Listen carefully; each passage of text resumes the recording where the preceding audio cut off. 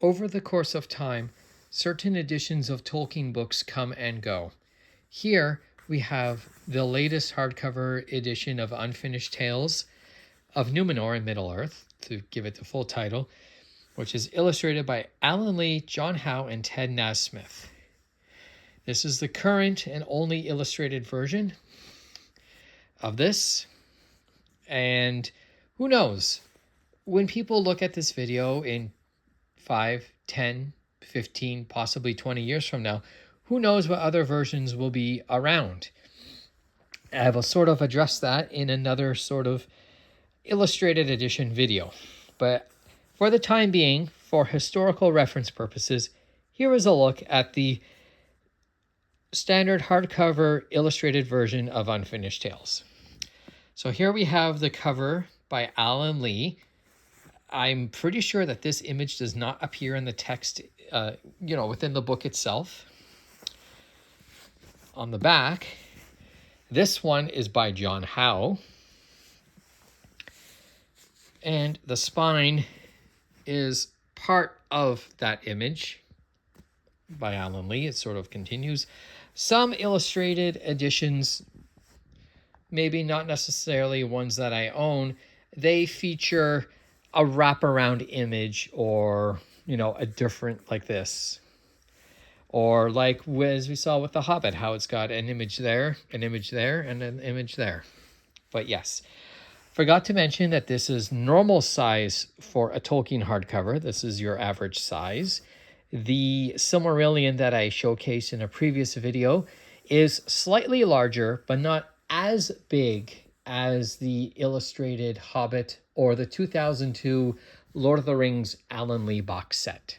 So that Silmarillion is a bit bigger, but not by too much. So let's get into our usual thing.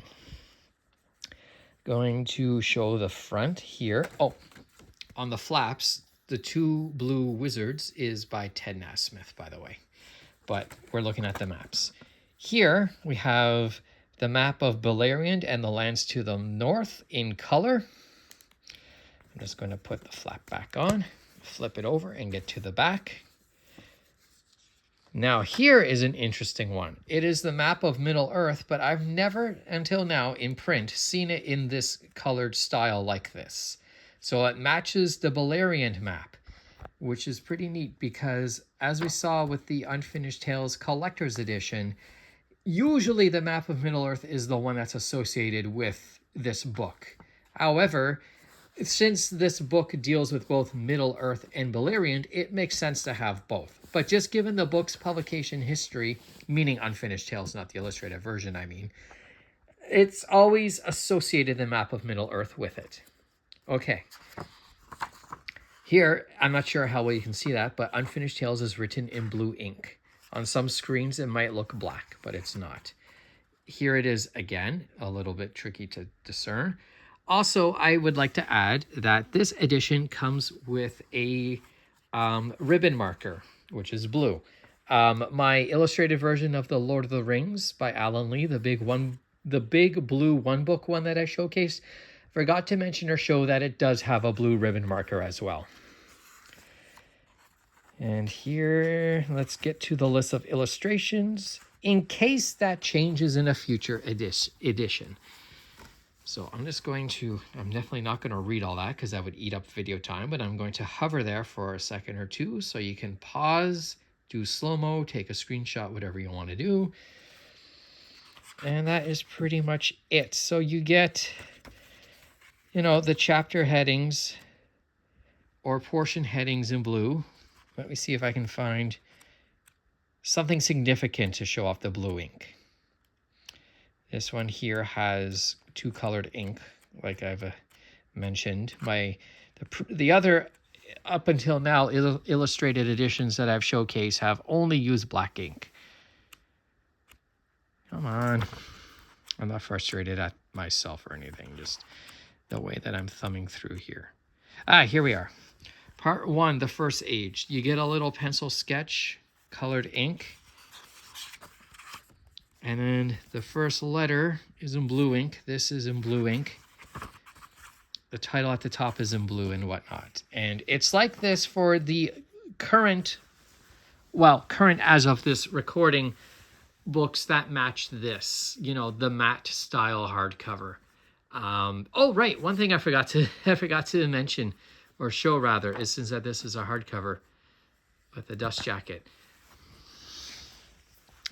Tolkien's name itself is not given on the book underneath, which isn't a huge deal because I don't display my books without their dust jackets, but should say J.R.R. Tolkien right up there. They fixed that with the later printing.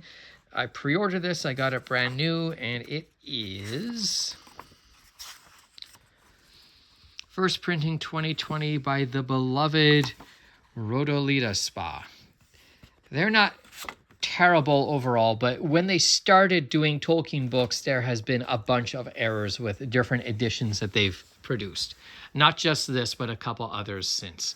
I don't know if they're still using that publisher or a different one, but it's worth mentioning. So this here is the illustrated edition of Unfinished Tales. As of this recording, the first and only illustrated version of this book to exist. Before I end the recording, I just wanted to mention that the History of Middle-earth box sets, the first one includes the Silmarillion and Unfinished Tales. Those copies in that box are not illustrated. They are designed to be reference copies. So if in History of Middle-earth book 2, the Book of Lost Tales or something, he says the Silmarillion, page 77. You use that copy of the Silmarillion to flip to page 77 to link what he's talking about. These are the illustrated editions, which are definitely designed and better suited for actual reading. The ones included in the History of Middle-earth box set are meant as reference copies. Although, because there's so many versions of Tolkien books, using reference by page number is somewhat annoying because, yes, we got accurate page number listings for the Silmarillion Unfinished Tales, but if he says letters or biography or something, I don't believe we have a corresponding reference page number version of those yet. But it's a small quibble, but it's a start because I believe the important stuff he references in History of Middle-earth is found in the Silmarillion and Unfinished Tales. Though this covers The Hobbit, The Lord of the Rings, and the Silmarillion, Christopher Tolkien, he assumes that you're familiar with the Silmarillion before you crack this one. That's it for now. Keep an eye out for the next video.